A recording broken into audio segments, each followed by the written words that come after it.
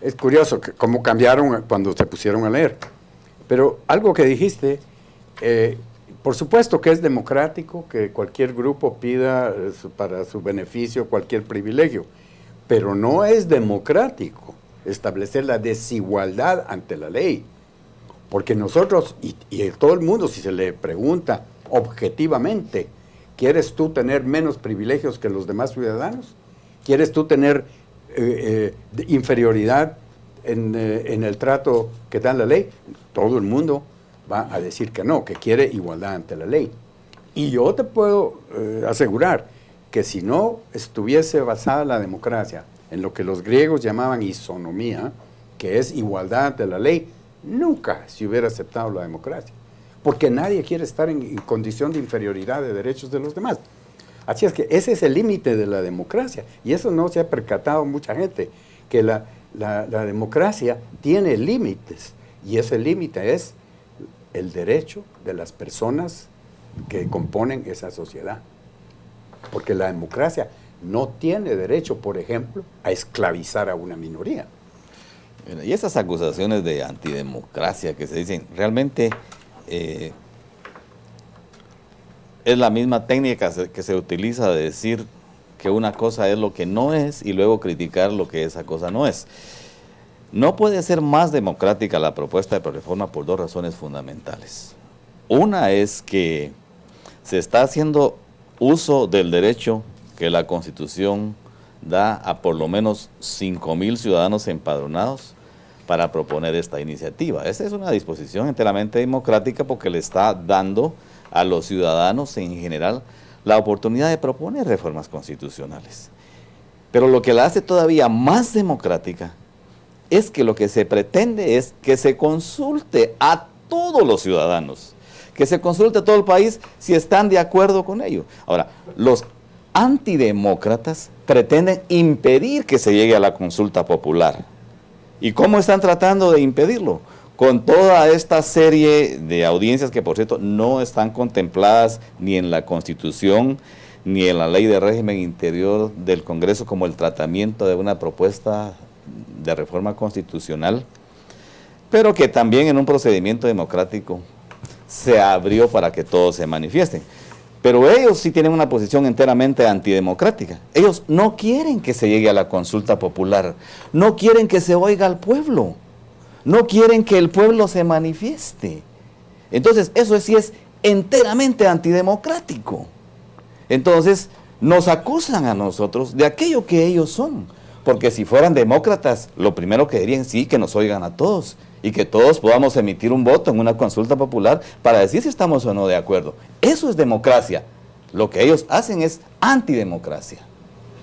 Doctor, ¿qué dice usted en relación a este planteamiento que hacen ellos constantemente de que es antidemocrático y la posibilidad de que estos grupos de cabildeo puedan eventualmente ejercer una influencia insana, yo diría insana porque no es democrático, ¿verdad?, sobre el Congreso, y el Congreso no aprueba el referéndum, nos quedamos sin una reforma, es decir, por lo menos la posibilidad de aprobarla o no aprobarla públicamente, sin los ciudadanos. Yo pienso que en el debate que se ha suscitado, y qué bueno que se ha suscitado un debate público sobre temas muy de fondo para el futuro del país, se han planteado dos cuestiones relacionadas con la democracia. Uno, en términos de lo que ha explicado José Luis, la génesis y el desarrollo del planteamiento, que no voy a reiterar lo que ha indicado con toda claridad, y es que la circunstancia de que los propios ciudadanos, en este caso más de 73,000, planteen a sus conciudadanos a través de sus órganos representativos, como es el Congreso de la República, más democrático yo no puedo imaginar. El otro aspecto que se ha tildado de antidemocrático es el relativo a cómo se votaría para la integración del Senado y cómo se integraría el propio Senado. Y en cuanto a eso se ha dicho que la iniciativa de reforma se propone eliminar de la participación democrática a los jóvenes. Correcto. por una parte, y esto en cuanto a la posibilidad de elegir a los integrantes del Senado, y por otra, en cuanto a la posibilidad de pasar a integrar el Senado, porque la edad que se propone mínima para esos efectos sería de 50 años. Yo pienso que sobre ese particular vale la pena hacer una serie de comentarios. Creo que estamos cerca del corte, porque ese es uno de los elementos centrales de la propuesta de Proreforma que vale la pena analizar. Sigamos, tenemos 2 minutos y muy bien, podemos cortar y regresamos al tema. Pues todos los órganos del Estado cumplen funciones distintas hoy, las cumplieron en el pasado y en el futuro las cumplirán. Dependiendo de sus funciones, es que ha de analizarse cómo deben integrarse y de acuerdo con el consentimiento y el análisis de quiénes. Porque naturalmente para la conformación, por ejemplo, de la Cámara que se ha denominado de diputados, es decir, en donde se debate las políticas públicas, en donde se exige la responsabilidad a los ministros del Estado por su actuación gubernamental y política. Se aprueba el presupuesto. Se aprueba el presupuesto, etcétera. Ahí conviene que exista una representatividad muchísimo mayor que, por ejemplo, en lo que se refiere a los tribunales de justicia. Porque en cuanto a los jueces y magistrados, lo que queremos es que resuelvan los casos de que conocen sin ningún tipo de injerencia de la política partidista. Y por eso es que no tiene mayor sentido que se les designara de la misma manera como se vota por un diputado a, por ejemplo, la Cámara Baja o al Congreso de la República hoy. ¿Eso quiere decir que la designación de los jueces y magistrados es antidemocrática? Por supuesto que no.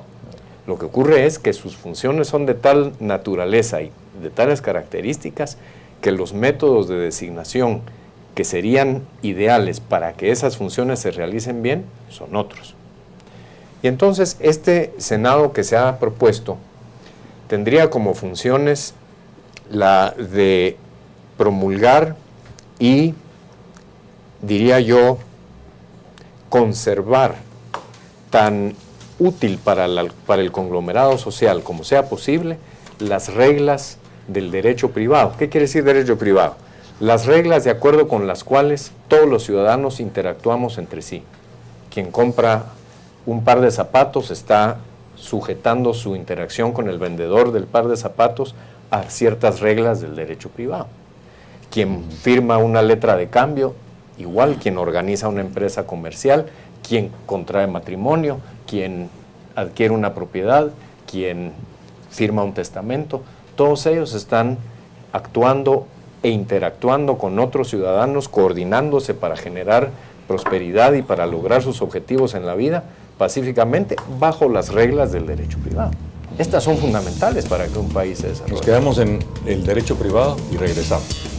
Bien, seguimos entonces con el análisis de Proreforma, las enmiendas que plantean hacerle a la Constitución, y estábamos hablando precisamente, nos quedamos en derecho privado, en esa parte, doctor, así que continúe. A ver.